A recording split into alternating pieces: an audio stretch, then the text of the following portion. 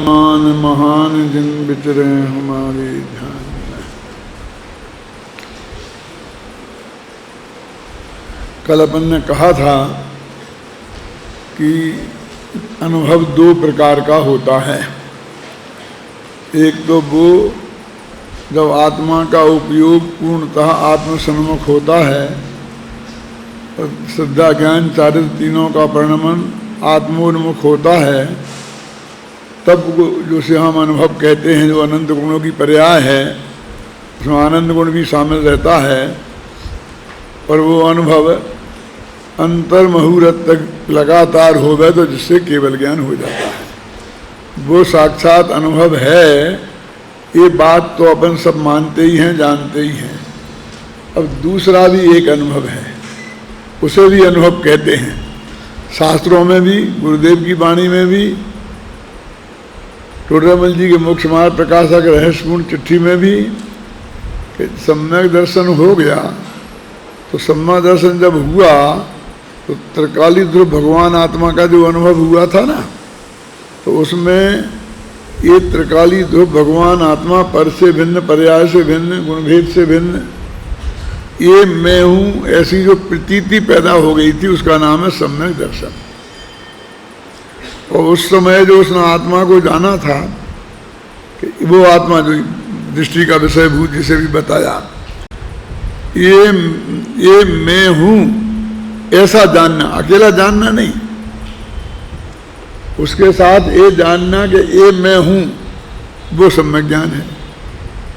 और उसमें जो अनंतानुबंधी कसाय का अभाव होकर जो स्थिरता पैदा हुई है, उपयोग, वो स्थिरता जो ध्यान के काल में होती है, समय के काल में वो नहीं, आत्मा में सदा रहने वाली स्थिरता पैदा हो गई हुई है, उसे परिणति बोलते हैं। वो तीन चीजें हो गई। ऐसे आनंद गुण में अतीन्द्रिय आनंद की कणिका जगी है, ऐसे अनंत गुणों की में जो परिवर्तन हुआ है, वो होकर के जो आत्मानुभूति हुई है, अब वो उपयोग बाहर आ गया। तो उस काल में भी अनुभव कायम है, ऐसा एक कह रहे हैं। अपन तो अनुभव चला गया, फिर विषय कसाय में भी उपयोग जा सकता है, युद्ध में भी जा सकता है, शास्त्र के अध्ययन मनन पठन पाठन में भी जा सकता है, क्योंकि ये अनुभूति 14 गुण स्थान में हो जाती है। यदि 6वें 7वें में होती तो हम कहेंगे वो अणुगत महावृत के शुभोपयोग में जा सकती है, कि शास्त्र लिखने के शुभोपयोग में जा सकती है, ये कहते। लेकिन वो तो भी 14 गुण स्थान में चक्रवर्ती को भी युद्ध में भी जा सकती है, और 5 इंद्रिय के विषयों में भी जा सकती है, और शुभ भाव में भी जा सकती है? वैसे तो आज सुबह के व्याख्यान में ये बहुत गहराई से सिद्ध किया गया था कि मोहिनी कर्म जब पाप है तो उसके उदय में होने वाला कोई भी भाव पुण्य कैसे हो सकता है।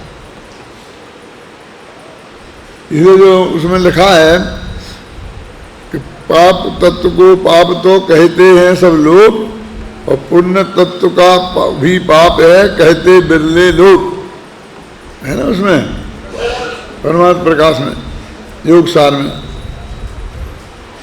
क्योंकि वो जो मोहिनी कर्म के उदय से जो चीज पैदा हुई है, और अब ये भी गुरुदेव कह रहे थे 1 मिनट पहले ही कि सम्यक दर्शन बंद का कारण नहीं हो सकता। हम 16 करण भावना में पहली भावना को सम्यक दर्शन समझते हैं। दर्शन विशुद्धि, विनय संपन्नता, शील वृत्ति सुन्नति चार, ये सब आती है ना। लेकिन वास्तव में तो क्लियर तो लिखा है सम्यक दर्शन विशुद्धि, माने सम्यक दर्शन के साथ होने वाला विशुद्ध परिणाम। विशुद्ध माने शुद्ध नहीं होता है। टोडरमल जी ने लिखा है परिणाम 3 प्रकार के होते हैं, शुद्ध, विशुद्ध और संक्लेश। देखा ना, संक्लेश, विशुद्ध और शुद्ध। तो माने विशुद्ध ये शुभ भाव को बोलते हैं। ऐसा नहीं बहुत विशेष अच्छा शुद्ध हो जाए विशुद्ध है, तो वो ये कहते हैं कि वो दर्शन के साथ जो विशुद्धि है वो तीर्थंकर प्रकृति के बंध का कारण है। एक बात तो नक्की और पक्की है, समझ लो आप कि जो जो 16 कारण भावनाएं भाएंगे उनको तीर्थंकर विकृति बन जाएगी, इस धोखे में मत रहना। बहुत से लोग बहुत रस ले लेकर के 16 कारण पूजन करते हैं, जो उसी को 16 कारण भावना समझते हैं। अब समझते बस मैं तो बंधी है, मेरे को अब बंधी बंधी बात। तो वो तो 16 कारण भावों की पूजन है। क्यों? वास्तव में वो 16 कारण भावनाओं की पूजन भी नहीं है। अब आज कल से शुरू हो जाएगी ना, महीना भर तक चलेगी। और रत्नत्रय पूजन वो पंचमी से शुरू होगी, वो 10 दिन चलेगी। तो उससे तिगुनी महान हो गई ना, कि इसके लिए हमने 30 दिन दिए और उसके लिए 10 ही दिन दिए। दक्ष लक्षण को भी 10 दिन दिए धर्म को, और रत्नत्रय को 3 दिन, 13, 14 और पूर्णिमा, बस। वो तो अपन कृपा कर देते हैं, कर लेते हैं, अलग चढ़ा देते हैं, उन्हें पूजा कर लेते हैं उनकी। लेकिन हैं तो वे 3 ही दिन, ये उपवास तो 3 ही दिन के करने पड़ेंगे। क्यों? 10 लक्षण के 10 दिन और 16 कारण के 30 दिन। 16 कारण भावनाएं पूजने लायक हैं ही नहीं।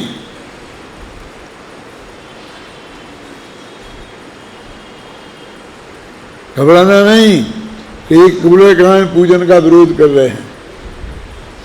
16 कारण पूजन में ये तो पुण्य बंध की कारण है। जो बंध की कारण हो उनकी पूजा हो सकती है जैन दर्शन में। क्या मोक्ष के कारण की पूजन होगी? बोलो, होनी चाहिए ना। तो ये 16 कारण पूजा हम जो करते हैं, ये वो 16 कारण भावनाओं की पूजन है ही नहीं। तो किन की पूजन है? तो उसमें लिखा है, साहब पढ़ो क्या? 16 कारण भावन भाय एक वो आता है ना, नहीं एक वो आता है, अंत में आता है, शुरू में आता है,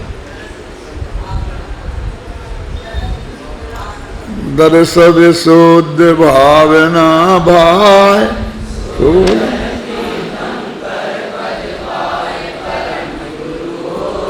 जय जय नाथ परम गुरु हो। तो ये परम गुरु की पूजन है। देखो, जय जय नाथ परम गुरु हो। और परम गुरु किसे बोलते हैं? अनंत भगवान को। परम गुरु, परंपरा गुरु आता ना फिर, तो परम गुरु बोलते हैं अनंत भगवान को। तो वो क्या कह रहे कि दर्शन शुद्ध आदि भावनाएं भाकर तीर्थंकर पद पाकर, देखो इस शब्द में एक तो प्रत्यय लग रहा है। एक तो प्रत्यय समझते हैं तुम? अपने विद्यार्थी समझते हैं कि नहीं? कि जो वाक्य खत्म नहीं हुआ, मैंने करके 16 कारण भावन भाय, भाय माने भाता है नहीं, भाकर, अभी बात पूरी नहीं हुई। फिर तीर्थंकर पद पाए, तीर्थंकर पद पाकर, बात पूरी नहीं हुई। परम गुरु होए, परम गुरु होकर, जय जय नाथ परम, वो भगवान उन तीर्थंकर अरहंतों की पूजन है। ये 16 कारण को नहीं हमारा चढ़ा रहे। किनको चढ़ा रहे? तीर्थंकर अरहंतों को। और जो उन्होंने पूरा अपनी आचरी में लिख दी और आप 8-8 दफे बोलते हो और आज तक माने जा रहे हो कि 16 कारण की पूजन होती है। जब मैं यहाँ जयपुर में आया था 45 साल पहले, तो मैंने 1 महीना तक 16 कारण भावनाओं पर प्रवचन किए थे।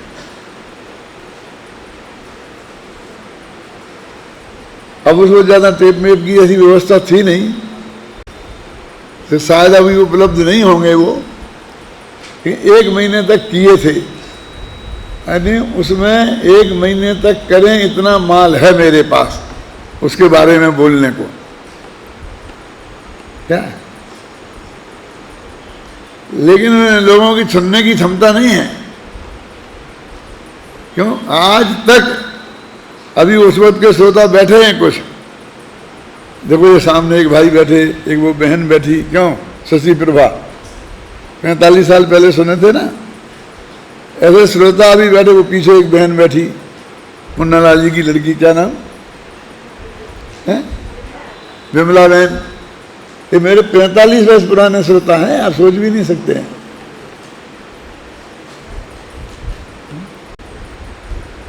तो क्या लिखा है, दरअसल शुद्ध भावना भाय 16 तीर्थंकर पद पाए, परम गुरु होए तो जय जय नाथ। ये नाथ तो पुल्लिंग है कि स्त्रीलिंग, और 16 कांड भावनाएं पुल्लिंग है कि स्त्रीलिंग। ये तो नाथ की पूजन है, ये नाथनी की पूजन का है। आप समझ में आए ना, इसमें क्लियर लिखा के नहीं है, भावना तो स्त्रीलिंग है। और फिर जय जय नाथ परम गुरु हो, उनकी पूजन है। और अब मैं थोड़ी सी कच्चा चिट्ठा और बताऊं, थोड़ा नमूने के तौर पर, 15 मिनट लगेंगे, हो तैयार? क्या इस 16 कांड भावना मैंने कहा ना कि भाएंगे तो तीर्थंकर पद मिल जाएंगे, इस धोखे में मत रहना। तो फिर क्यों लिखी तत्वा सूत्र में? इसलिए लिखी कि जिन्होंने लोगों को तीर्थंकर प्रकृति बंधनी है अथवा बंधी है, उनके उसके पहले 16 कांड भावनाएं भाई गई थी उनके द्वारा। और अभी भविष्य में जिनको बंधना है उनको भाई जाएंगी, और वो तीर्थंकर प्रीति के बंध का निमित्त बनेंगी। समझ गए ना? उनको जिनको नक्की है तीर्थंकर होना, ऐसा नहीं कि हरेक को जो करेगा उसे, ऐसा नहीं है। यदि आपके भाग्य में तीर्थंकर होना नहीं है तो आपको नहीं होंगी वो, तो आपको तीर्थंकर प्रकृति नहीं बनेगी, नहीं बनेगी और नहीं बनेगी। तो आप समझ लो वो तो कितना लिमिटेड है। एक कोड़ा कोड़ी सागर में 24 होते, एक कोड़ा कोड़ी सागर में क्यों 10 कोड़ा कोड़ी सागर में, क्योंकि शुरू से 4 होते नहीं ना। 10 कोड़ा कोड़ी सागर में 24 होना है। इतने 24 आदमियों को बनोगे, तुम्हारा नंबर आ जाएगा उसमें, तो हम कल से बंद कर देंगे। इस धोखे में करते हो तो कल नहीं, अभी बंद कर दो, कुछ किसी का बिगड़ने वाला नहीं है। तो अब देखो क्या है तीर्थंकर प्रकृति के बंध का कारण। जयमाला पढ़ो थोड़ा। दरअसल शुद्ध भावना भाई, कहीं वो आता है, अब दरअसल शुद्ध धरे जो कोई, उसका संसार में आवागमन नहीं होगा, ये लिखा है। तीर्थंकर प्रकृति बनेगी, ये कहां लिखा? क्या समझ में आ रहा है ना? फल बता रहे ना, जो ऐसा करेगा उसको ये मिलेगा, जो ऐसा करेगा उसको, पूरी जयमाल में ऐसा है। हर एक भावना का फल बताया है, दादा है ना। तो तीर्थंकर प्रकृति बनना तो नहीं बताया। दरअसल शुद्धि धरे जो कोई, ताको आवागमन न होई, और विनय महाधारे जो प्राणी, और शिव बनता की सखी बखानी। और जो विनय को धारण करेगा तो वह विनय मुक्ति रूपी पत्नी की सखी है। बस ये लिखा है। क्या है वो? तीर्थंकर प्रकृति बनेगी नहीं लिखी, मुक्ति रूपी पत्नी की सखी है। क्या है ये? इन कवियों को हो क्या कि हर जगह पत्नी, हर जगह सखी? वो इस उदाहरण के माध्यम से कुछ विशेष बात कहना चाहते हैं। क्या कहना चाहते हैं? राजाओं की रानियां हुआ करती थीं, और एक एक राजा की सैकड़ों रानियां होती थी, ये तो आप जानते ही हैं। हर रानी रोजाना पूरी तैयार होकर के अपने शयन कक्ष में बैठती थी कि राजा साहब शायद मेरे यहां आ जाएं आज। समझे ना? और जहां पहुंच गए वो पहुंच गए। और वे अपनी सखियों को इस काम के लिए लगा रखती थी कि तुम मौका लगे तो राजा साहब को प्रयत्न करके हमारे पास आना। क्या उनको ये ट्रेनिंग थी कि तुम बस जब वो राजकाज से निपट गए और सब घर की तरफ आवे तो तुम मेरा स्वागत में खड़ी रहना, चलो साहब पधारो पधारो पधारो, ऐसा करके, और किसी भी तरकीब से तुम हमारे पास लाना है। समझिए ना? अब वो सखी का काम ये था। तो वो कहते हैं कि मुक्ति रूपी जो सखी है, पत्नी है, उसकी सखी है। अब सखी का काम क्या है कि वो मुक्ति रूपी पत्नी से उसके पति को मिलाना, यही काम है ना। तो अब वो जहां से लाए, लेकिन वो लाना में वो सहयोगी है, लेकिन कहां तक, बस दरवाजे तक, शयन कक्ष के की देहरी तक। देहरी समझते ना, उसके आगे नहीं। क्यों कि वो जो वहां तक लाने में सहयोगी बनी, यदि वो शयन कक्ष में साथ में आ गई और जमी रही, तो जिस मिलाप के लिए वो लाई है वो मिलाप संभव नहीं होगा। वो सखी जो साधक थी वो बाधक हो जाएगी। ख्याल में आ गया ना। ये बात वो बताना चाहते हैं क्या कि विनय बहुत अच्छी चीज है, समझे, सुनना।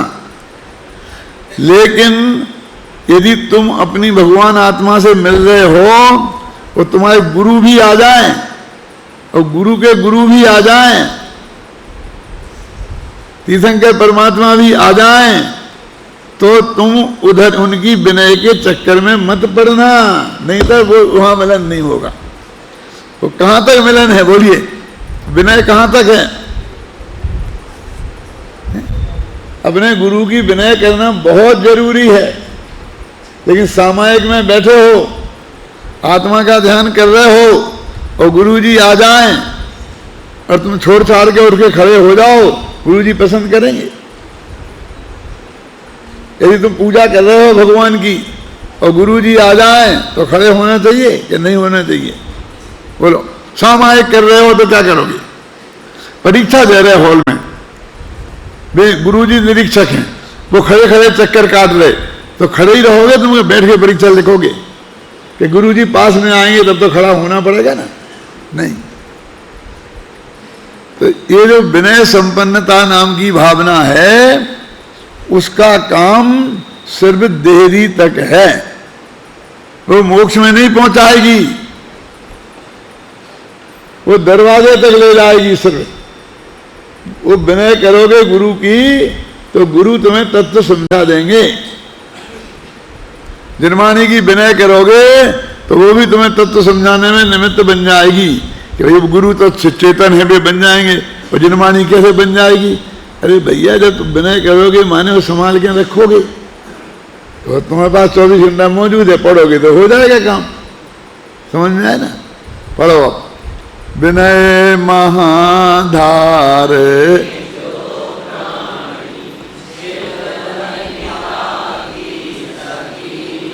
ये पूजन मैंने तो नहीं लिखी है ना, लेकिन ये अर्थ मैंने आपको जो बताया, इसके अलावा वही अर्थ सूझता हो तो माथा मारना और फिर मुझसे पूछना, बताना मुझे कि मैं भी वो अर्थ करने लग जाऊंगा। अब शील महाव्रत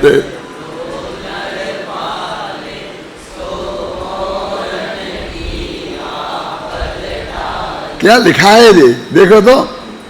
कि तुम शील जानते हो, सप्तशील व्रत।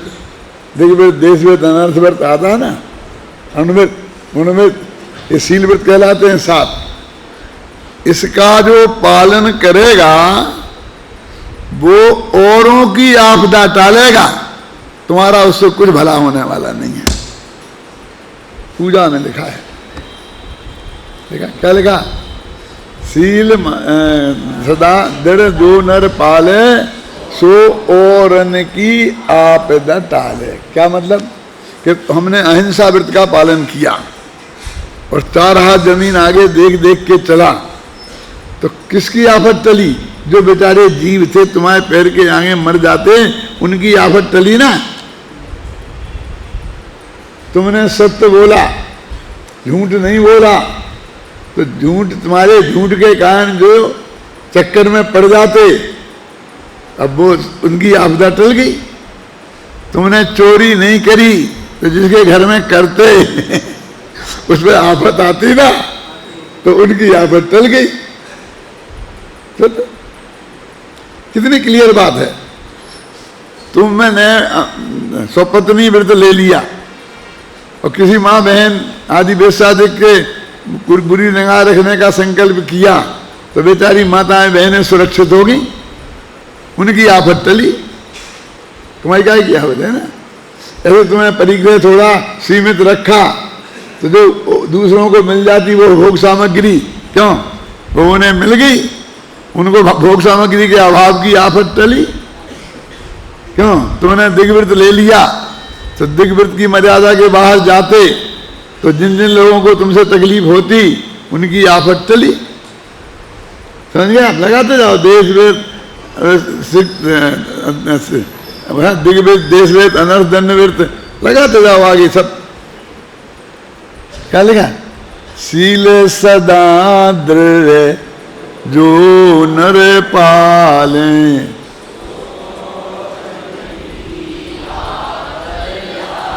ये तो बस सही सील माना के लोग ब्रह्मचर्य को सील समझते हैं। 5-7 सील होते हैं, तब तो आखिर में पढ़ो सप्त सील है ना। ये अणुवृत्त में और गुणवृत्त है ना, ये सब सील कहलाते हैं। और आगे क्या है बोलो?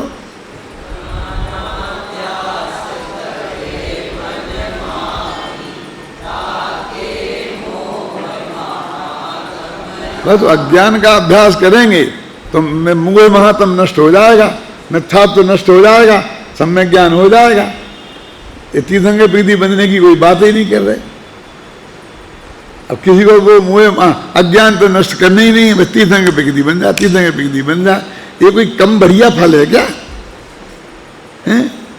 संसार में आवागमन नहीं होना, क्यों मुँह का नाश होना, इतना इतना बढ़िया फल है। उस तीर्थंकर प्रकृति से कई गुना अच्छा फल है ना, लेकिन उसको तो उसकी लता लग रही। और बोलो चल बोलते जाओ।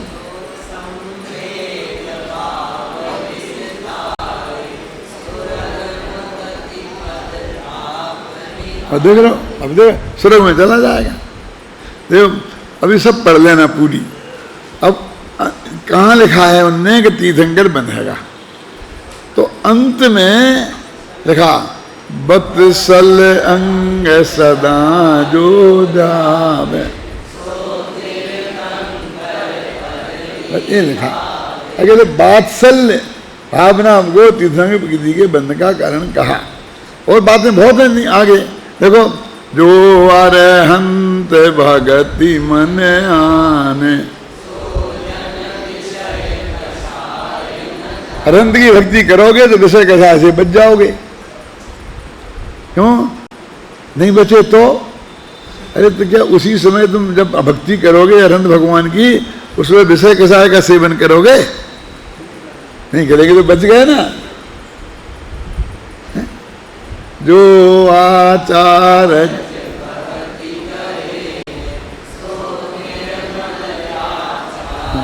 आ गया, तुम्हारा आचरण पवित्र हो जाएगा।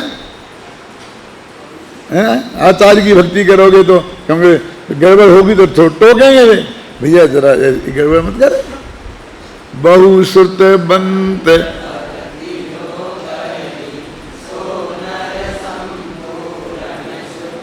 अब बहुश्रुत बंत का मतलब होता है श्रुत केवली। तो श्रुत केवली की भक्ति करोगे तो तुम श्रुत केवली बन जाओगे, लिखा ना। तो सो नर संपूर्ण श्रुत धर ही, ये संपूर्ण श्रुत का जानकार हो जाएगा। लिखा कि नहीं लिखा? क्लियर। और भी देख लेना ऐसी। अंत में लिखा कि दर्शन विशुद्धि तो क्यों लिखी, सुनो। सम्यक दर्शन के बिना तीर्थंकर प्रकृति बंधती नहीं है। पहले गुणस्थान में, दूसरे गुणस्थान में, तीसरे गुणस्थान में तीर्थंकर प्रकृति बंधती नहीं है, चौथे से बंधना शुरू होती है, इसलिए सिर्फ उसका नाम लिख दिया। ठीक है ना, सम्यक तंचय। और तीर्थंकर प्रकृति में आता ना यही, समझ गए ना। उससे बंद नहीं होगा सम्यक दर्शन से, लेकिन उसकी उपस्थिति जरूरी है। एक तो वो बात है। और अंतिम जो बत्सल अंग, बत्सल अंग का मतलब क्या है? जो कि ये जो तत्व मुझे प्राप्त हुआ है, कौन? त्रिकाली दो भगवान आत्मा का, जिसके आशय से सम्मत ज्ञान चारित्र होता है। ये तत्व सारे जगत को प्राप्त हो जाए। ये सारे जगत से वात्सल्य है, किसी एक दो को नहीं, सब जैनियों को नहीं, क्या दिगंबरों को नहीं, मोक्षुओं को नहीं, सारे लोक में जो जीव हैं सबको ये तत्व ज्ञान प्राप्त हो जाए। मेरा बस चले और मेरे से इसमें कुछ हो सकता हो तो मैं अवश्य करूंगा, ऐसा जो तीव्र वात्सल्य भाव हुआ तो उससे तीर्थंकर प्रकृति बनी। तो उससे क्या मिला कि उनको ऐसी वाणी मिली कि सब अपनी अपनी भाषा में समझ लें, क्योंकि भाषाएं तो लाखों। अब ऐसी वाणी किसको मिलती है? हमारे पास एक भाषा है, गुजराती में बोलेंगे तो गुजरातियों को समझा पाएंगे, हिंदी में बोलेंगे तो हिंदियों को समझा पाएंगे। ठीक है, उनको सबको समझाना था।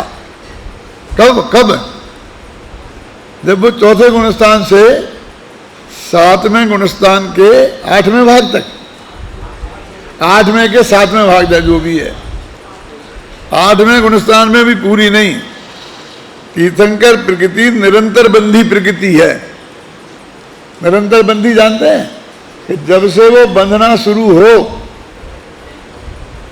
नहीं है, जो वो चौथे से लेके 8वें गुणस्थान तक बंधती है, तो वहां पर जो वात्सल्य भाव हुआ वो सब वहां पर 8वें गुणस्थान में अनंत भक्ति का होगी। वो तो अपन मान लेंगे जो निश्चय भक्ति में सबकी भक्ति हो गई, समझे ना। तो वो सारे जगत तक मेरी बात पहुंचे, इस भावना की वजह से तीर्थंकर प्रकृति बनती है। और इसलिए उनको ऐसे संयोग मिलते हैं, समोसन की रचना, दिव्य ध्वनि ऐसी खिलना जो अधिकतम लोगों तक पहुंच जाए। तो दो ही चीजें आवश्यक हैं। अब पैसे पे उसमें सब समा जाएंगी। अपन कहते हैं ना, हाथी के पैर में सब समाते हैं। जैसे कि 6 आवश्यक मुनियों के लिए आवश्यक हैं, लेकिन वो बाहुबली ध्यान में खड़े रहे तो उन्हें 6 आवश्यक नहीं पालने वाले का अपराध किया कि नहीं किया? कहते वो सामायिक में सारे आवश्यक अपने आप समा गए। ऐसा मैं तो सिर्फ इतना कहना चाहता हूं इस वाक्य से जो गुरुदेव ने कही कि सम्यक दर्शन बंद का कारण नहीं है, न तीर्थंकर प्रकृति है न किसी का। कि हमारे मुंह में जो पानी भरता है कि मैं तीर्थंकर बन जाऊं, एक तो वो बात अच्छी नहीं है। क्यों नहीं है? कि ऐसी चाहने वाले को तीर्थंकर प्रकृति नहीं बनती। क्यों बनना है तेरे को? मोक्ष में जाना है ना। तू मुमुक्षु है कि तीर्थंकर इच्छु है? क्या? तो मोक्ष में जाने की बात करना, आएगी बीच में तो आ जाएगी और नहीं आएगी तो नहीं आएगी। हमें तीर्थंकर से क्या हाँ पंडित जी आप समझते तो होने की बता दे कि वैसे ही मोक्ष चला गया तो कोई नाम लेने वाला नहीं है। सोना के जो 5.5 करोड़ मुनि गए, कोई नाम लेने वाला नहीं मिला। कौन नाम तो बताओ, कौन 5.5 करोड़? एक आध दो को तो बता सकते हो ना शकरचंद जी, मत बताना नहीं फंस जाओगे। कि वो नंग अनंग है ना, नंग अनंग आदि मुनि आता क्या नहीं? अरे नंग अनंग मुनि ये नाम नहीं है प्रदीप जी। तो क्या है कि अनंग माने कामदेव के समान सुंदर, नंग माने नग्न दिगंबर, 5.5 करोड़ मुनि मोक्ष गए। क्या समझ में आया? नंगा नंग माने समझे? नंग माने नग्न दिगंबर और अनंग माने कामदेव के समान सुंदर। कोई नाम लेवा नहीं मिलेगा। कम से कम तीर्थंकर होके जाएंगे तो हमारी पूजा तो होएगी गांव-गांव में, जगह जगह में। यदि महावीर ऐसे ही मोक्ष चले गए होते तो उन्हें कोई पानी देने वाला नहीं मिलता। अभी तो अष्टद्रव्य मिलते हैं, अकेला चले ही नहीं। क्यों? तो तेरे को पूजने का भाव ज्यादा है कि मोक्ष में जाना है। मेरा मतलब समझिए ना। क्या क्या मैं तो कई दफे सुना चुका, सोनागिर में भी सुना चुका। अब आज आपने सुना, समझ में आई ना? तो अपनी बात क्या चल रही है कि वो सारे जगत तक मेरी बात पहुंचे, ये भावना है ना, गुरुदेव की भावना थी कि सब आदमी समझे, जो आदमी आए वो समझे। तो हमको लगता है कि शायद वो तीर्थंकर प्रकृति बांधे, लेकिन तो केवली के बाद मूल में बनती है, समझ में आई ना? लेकिन ऐसी तीव्रतम भावना कि जो तत्व ज्ञान मुझे प्राप्त हुआ है वो तत्व ज्ञान अधिकतम जीवों तक पहुंचे, ये तीर्थंकर प्रकृति के बंध की कारण है। देखो, मैं बहुत ही अंदर से गदगद होकर ये बात कहता हूं और कहना चाहता हूं कि गुरुदेव श्री का की तत्व ज्ञान यदि आगे बढ़ेगा तो जो उनके तत्व ज्ञान का गहरा अध्ययन करेंगे और न केवल करेंगे तो उन्हें आत्मलाभ बहुत बढ़िया होगा, वो सबसे बड़ा लाभ है। लेकिन वो तत्व ज्ञान करके फिर उसे जगत के सामने परोसेंगे, चाहे पाठशाला में पढ़ाकर, चाहे प्रवचन करके, चाहे साथ सभा करके, चाहे लिख कर, ख्याल में आई ना? वो उनके माध्यम से ही ये तत्व ज्ञान जिंदा रहेगा और आगे बढ़ेगा, और कोई उपाय नहीं है, एकमात्र उपाय है। और इसलिए ऐसा मेरे दृढ़ आस्था होने से मैंने अपने जीवन को पूरी तरह उसी काम करने के लिए समर्पित कर दिया है। क्या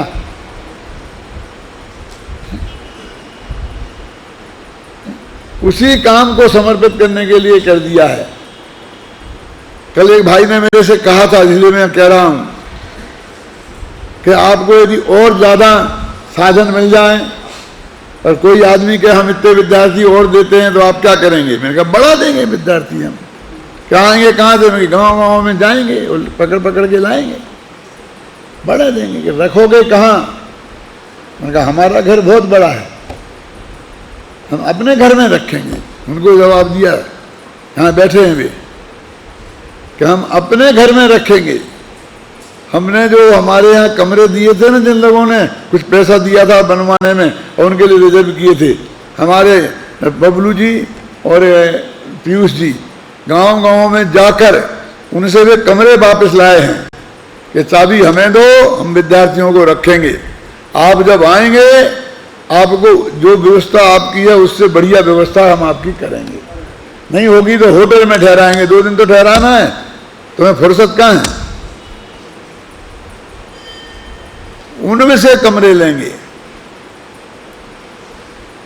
किराए से कमरे लेंगे, तुम मत सोचो। व्यवस्था बनेगी तो बनाएंगे ऊपर। कोई कहने की बातें हैं, आप अपने घर में रखोगे।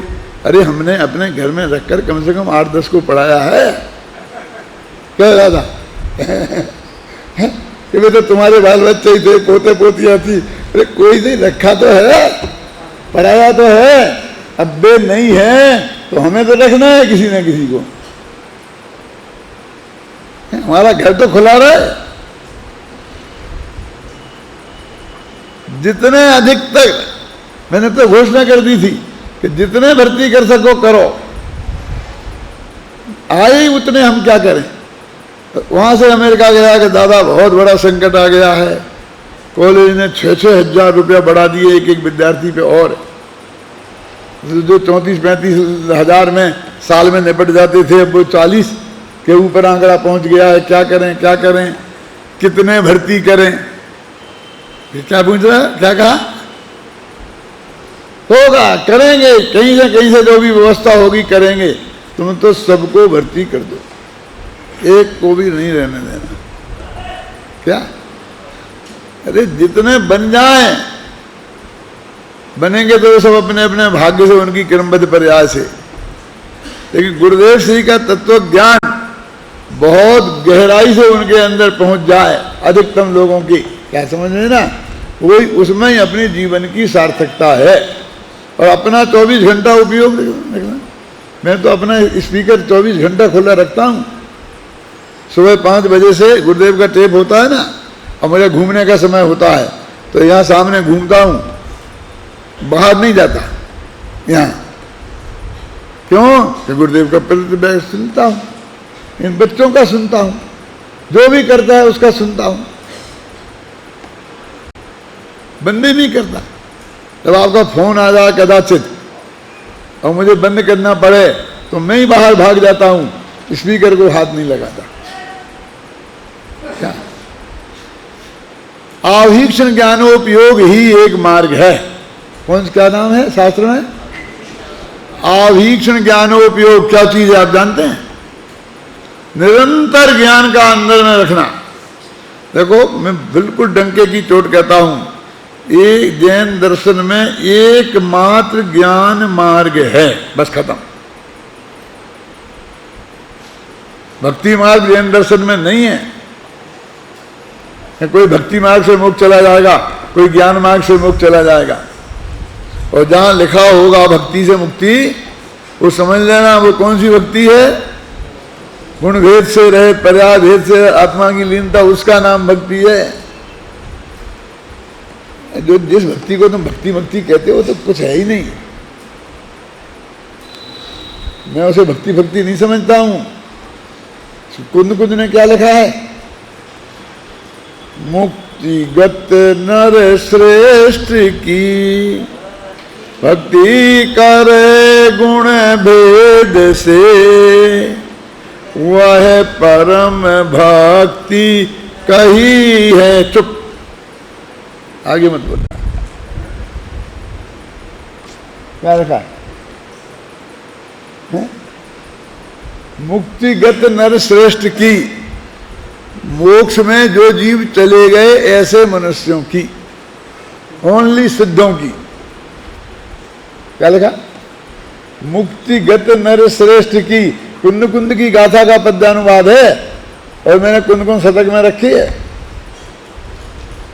क्या? मुक्तिगत नर श्रेष्ठ की भक्ति करे कैसे? गुण भेद से, कि एक आत्मा में ज्ञान है, दर्शन है, चारित्र है, ऐसा करके भेद करके भक्ति करे, उसको आगम में परम भक्ति कहा है। क्यों? ये कौन सी भक्ति होगी भैया? निश्चय के व्यवहार, जानने वाले नहीं बोलना। क्यों? कौन सी होगी? अरे वो तो बिल्कुल ही निश्चय होगी। अरे लगा पढ़ो, अब पढ़ो पूरा संग। ठीक है।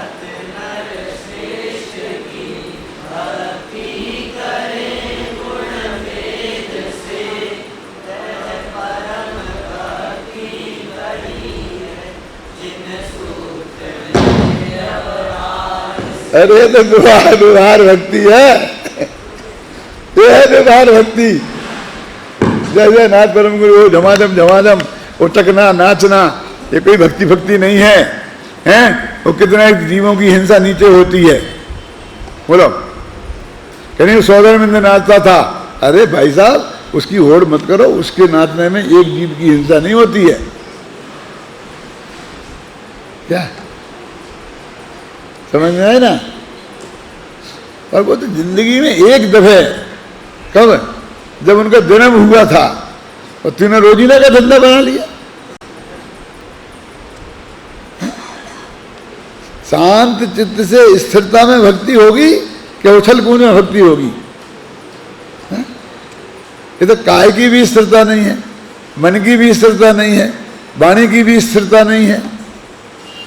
इस जिनेंद्र भगवान की भक्ति क्यों? शांत रस है ना, तो शांत रस कैसे होगा? ये व्यवहार भक्ति है। फिर निश्चय भक्ति का बोलो है चंद तुम्हारे पास?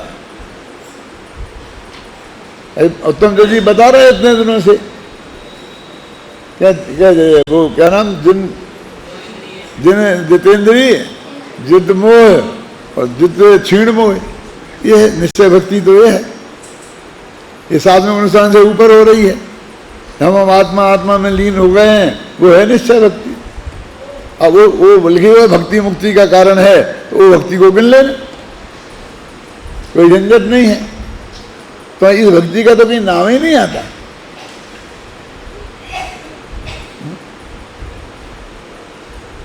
और लेना है तो समंत भद्र के स्तोत्र पढ़ो, देवागम स्तोत्र हैं जिनके आधार पर पूरा न्याय शास्त्र खड़ा हो गया। भक्तांबर स्तोत्र पढ़ो जिसमें एक तीर्थंकर का नाम तक नहीं है। माँ बाप की तो छुट्टी क्या, तीर्थंकर तक का भी नाम नहीं है। उनके माँ बाप की तो कहाँ से छुट्टी है ना। गांव का नाम तो जाने दो, रिश्तेदारियों का नाम तो जाने दो। और हमारी दो थे कुंडलपुर में जन्म लिया है, पावापुर से मोक्ष हुआ, हमारी तो यहीं से शुरू होती है।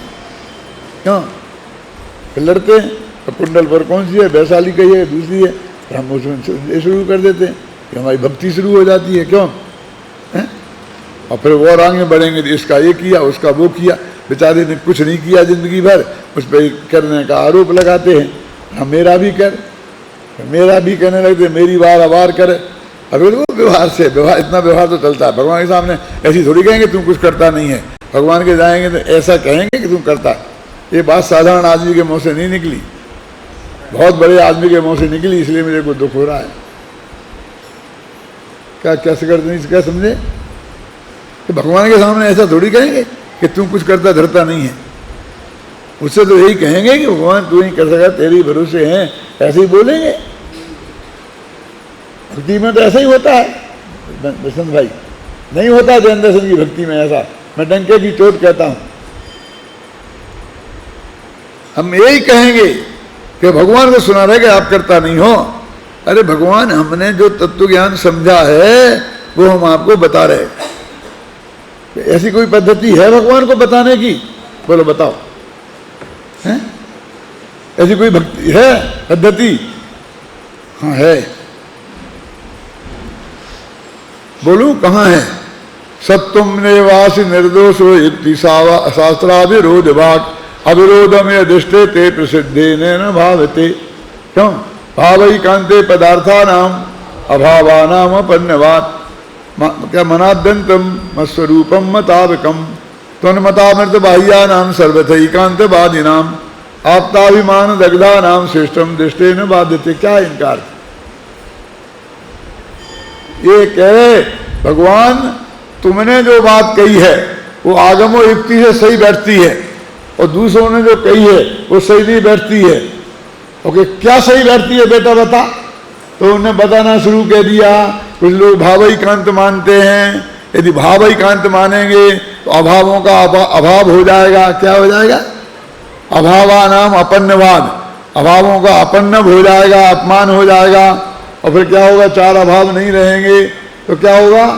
मत स्वरूपम मतावकम अनाद्यतम, सारी चीजें अनादि हो जाएंगी। सारी चीजें हो जाए ना, अरे आत्मा नहीं, ये अनादि हो जाएगा, ये अनादि हो जाएगा, ये अनादि हो जाएगा, ये मनुष्य पर्याय अनादि हो जाएगी, ये अनंत हो जाएगी। प्राग भाव नहीं मानेंगे तो अनादि हो जाएंगी, प्रध्वंसा भाव नहीं मानेंगे तो अनंत हो जाएंगी। क्यों? और अन्योन्या भाव नहीं मानेंगे तो जो अनंत गुण नहीं रहेंगे, सब मिलके एक हो जाएंगे। और अत्यंत भाव नहीं मानेंगे तो किसी का स्वरूप ही नहीं रहेगा, अस्वरूप हो जाएंगे, क्योंकि सब मिक्सचर हो जाएंगे।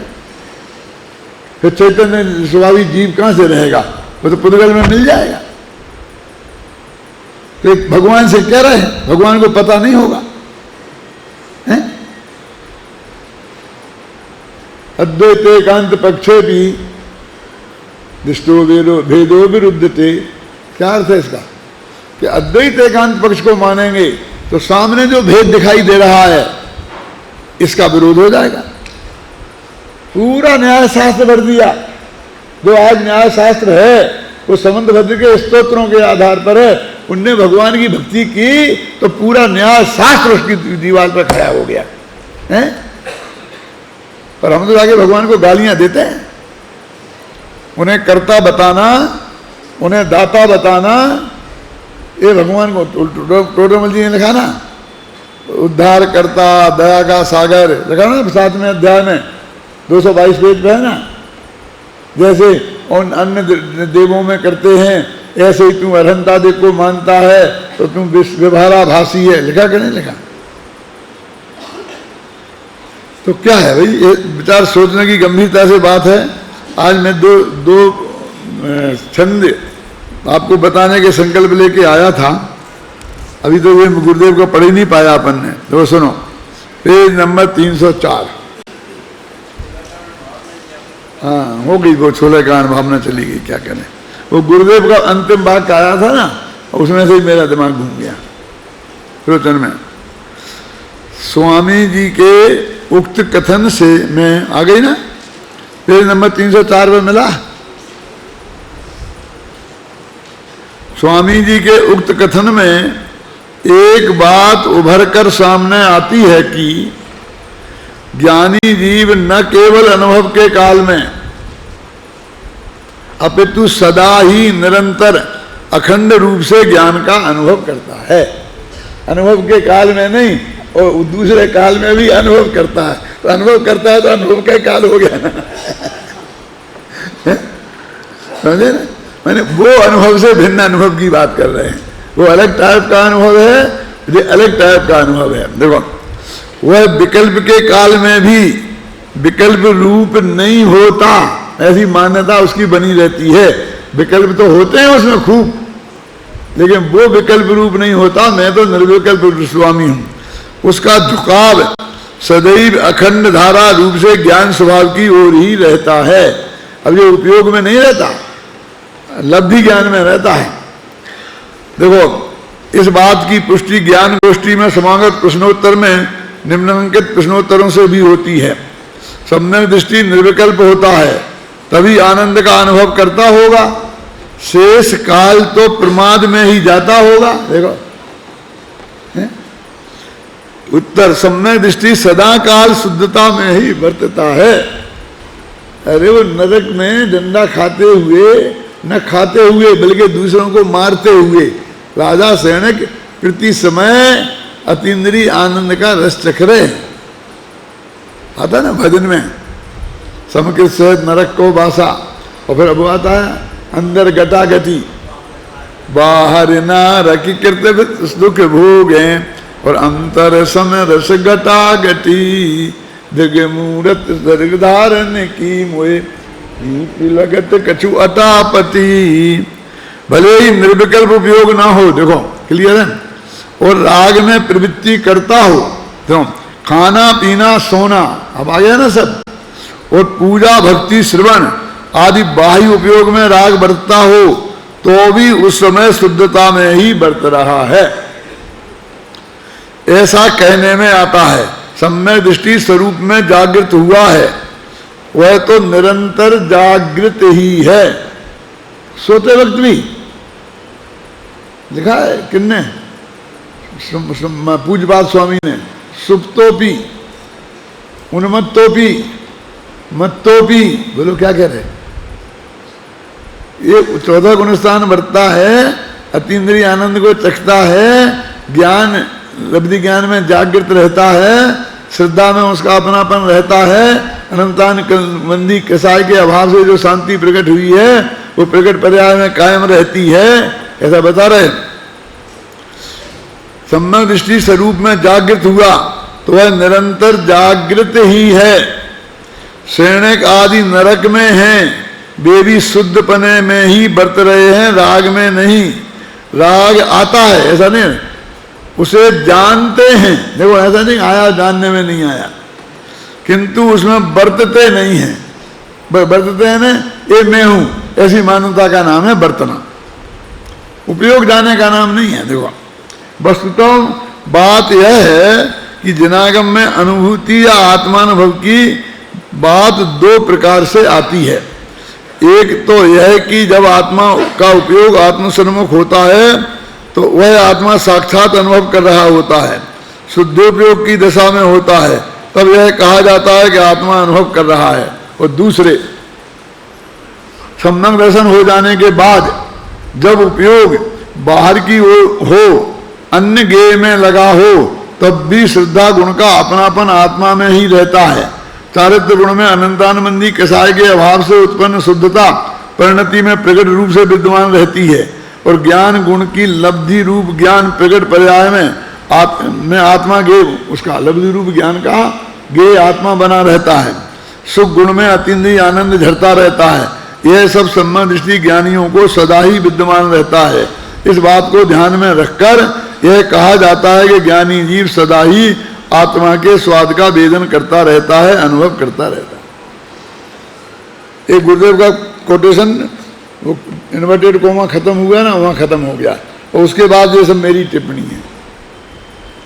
और ये इसको और विस्तार देखना हो तो रहस्यपूर्ण चिट्ठी था, उसमें मैंने बहुत विस्तार से ये बात लिखी है जो हमारे मुखियों के ध्यान में नहीं है।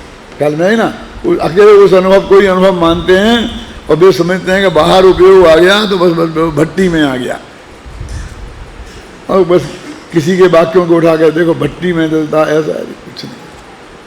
कहाँ है भट्टी में? कोई भट्टी नहीं है, विकल्प वो तो निर्विकल्प नहीं है। राग है उसे मात्र जानता है, जो भी जितना है। ख्याल में है ना? ये उपयोग की निरंतरता है। देखो 7वें गुणस्थान वाले शुद्धोपयोगी और 6वें वाले शुभोपयोगी मुनि आज ऐसे कहे जाते हैं ना। अब प्रवचन सार का मैंने पद्यानुवाद किया बसंत भाई, तो उसमें जो गाथा थी कि शुद्धोपयोगी मुनि है और शुभोपयोगी भी मुनि, ऐसी थी। अब छंद के अनुरोध से मेरे में ये छप गया, शुभोपयोगी मुनि है शुद्धोपयोगी भी मुनि, सब विरोध आ गया बहुत जबरदस्त। क्या है गलत है, ये गलत है, गलत है। अब वो तो शुभोपयोगी वो तो ऐसा हीन समझ रहे कि जब वो मिथ्या दृष्टि से भी नीचा है। और वो ये भी जानता है कि कुंद शुद्धोपयोग में जाते थे और शुभोपयोग में भी आते थे, और जिनवाणी लिखी गई वह शुभोपयोग में लिखी गई। वो कहते हैं कहती है वो आत्मा को देख देख के लिखी है, देख देख के नहीं लिखी है, जिनवाणी देख देख के लिखी है। क्योंकि आत्मा में अनंत गुण नहीं दिखे थे, असंग प्रदेश नहीं दिखे थे, उन्हें आत्मा को अनंत गुण वाला बताया है। वो आत्मा में अंदर में देख के नहीं आए थे, वे दिखते ही नहीं है क्या। तो फिर क्या कह रहे हैं, अनुभव पूर्वक लिखी है, वो बात सही है।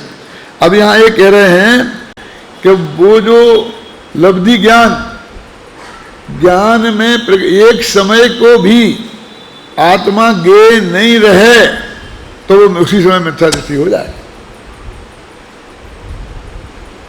आप समझ गए ना? क्या लब्धि ज्ञान, वो तो लब्धि ज्ञान, जैसे लब्धि ज्ञान ऐसे मुफ्त में बाजार में मिलता हो। लब्धि ज्ञान प्रकट पर्याय का नाम है, माने उसको जानने रूप, आत्मा को जानने रूप पर्याय प्रकट है। कैसे पर को जान रहा तब कैसे जानेंगे स्व को? आत्मा का सुपर प्रकाशक स्वभाव माने एक साथ दोनों को जाने।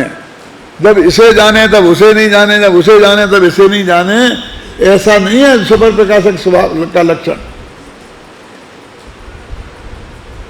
दोनों को नहीं। अच्छा केवली भगवान का ज्ञान सुपर प्रकाशक है ना, तो वे अनंत पदार्थों को एक साथ जानते कि नहीं जानते? कि भाई उनकी बात छोड़ दो, आप तुम केवली की बात कर, अपनी बोलो ना। अपन तो एक समय में एक ही बात को जान सकते ना। आत्मा को जानेंगे तो पर को नहीं जान पाएंगे, पर को जानेंगे तो आत्मा को नहीं जान पाएंगे। तो फिर पर का जानना आत्मा के जानने का शत्रु हो गया ना। कौन किसने कहा हम एक समय में एक को ही जानते हैं? मैं आपसे पूछता हूं देवमणियां कितनी हैं? एक साथ जान लिया आपने? 3 को तो जान लिया, एक को ही जानता है। कहां से कहां रही बात? बहुत स्थूल कथन है वो किसी नए में बैठेगा कि नहीं बैठेगा। अरे अनेक अनंत पदार्थों को एक साथ जानने का हमारा स्वभाव है। वस्तु स्थिति तो ये है कि एक द्रव्य को हम क्षयोपम ज्ञान वाले जानते ही नहीं हैं। क्या कह रहे हैं? उल्टी कह रहा हूं मैं। क्यों? पुद्गल के परमाणु देखा तुमने आज तक? उसके लिए स्कंद देखते हो, फिर आगम में लिखा कि अनंत पुद्गल परमाणुओं का स्कंद है, तो आपने ऐसा अनुमान से जाना, आगम से जाना। परमाणु को हमने आगम से जाना है भाई साहब।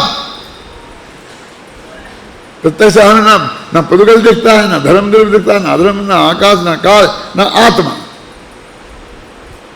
छोटा जी ने सिद्ध किया है वहां, वो अनुभूति परोक्ष ही है कि हमारे ज्ञान ही दो हैं, मति और श्रुत। और छड़ा हुआ मैंने कहा मति श्रुत दो ये परोक्ष, ये दो ज्ञान परोक्ष है, आद्य परोक्षम। हमारे पास ज्ञान ही परोक्ष है, तो प्रत्यक्ष जानोगे कैसे? कि वो लिखा तो है शास्त्र में, वो तो परोक्ष को प्रत्यक्ष बत ऐसा कह के प्रत्यक्ष लिख दिया है। समझ गए ना आपकी? ऐसा है क्लियर। पढ़ो रहस्यपूर्ण चिट्ठी, और गुरुदेव का पढ़ो अध्यात्म संदेश साथ में, फिर रहस्यपूर्ण चिट्ठी का पढ़ो। क्या है असली बात, क्या है? तो ये जो वस्तु का स्वाद है, ये बहुत गजब की बात है। अब इसके बाद में एक आध छंद तो पढ़े अपन, 1-2 मिनट रह गए, रहने देते हैं, फिर कल पढ़ेंगे। चलो।